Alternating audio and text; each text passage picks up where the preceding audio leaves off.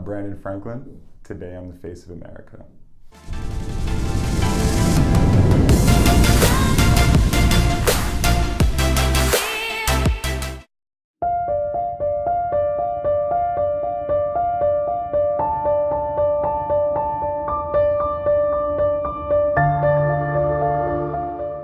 I decided I wanted to be a hat maker after working for Ralph Lauren and a couple of other companies. I just kind of fell in love with craftsmanship over time and came to a point where I really wanted to make something with my hands and kind of give something to not only people but give something to culture and society, and not just press a button and have something come out. By chance and by luck, by God's blessing, I met one of the owners of one of the oldest hat shops here in New York, and I was lucky in the sense to be afforded an education, that goes back hundreds of years, whereas a lot of people who are afforded education in this same industry, in the same crafts, in the same capacity, aren't getting the benefit of learning from someone who has been afforded the education from masters that 80, 90 years old before they passed, and passing down a craft and passing down techniques from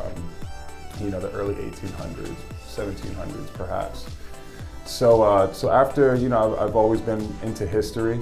I've always loved history even before I knew I wanted to be in fashion or be in wearable art, if you will, and the history and just the past that the craft of hat making holds and carries, and the cultures that it's been a part of, and just what it represents, is something I fell in love with, and it's something that I wanted to do for the rest of my life.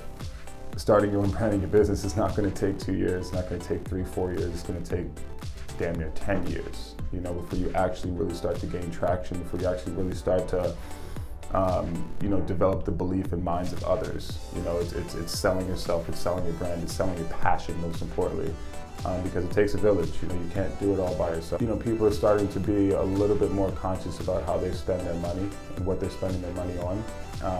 You'd rather spend an extra buck or two on something that's going to last you, a decade or two more than, let's say, something that's going to save you, $20 at that very moment. Big mass retail is starting to die, and the rise of the atelier and the rise of the craftsman is really starting to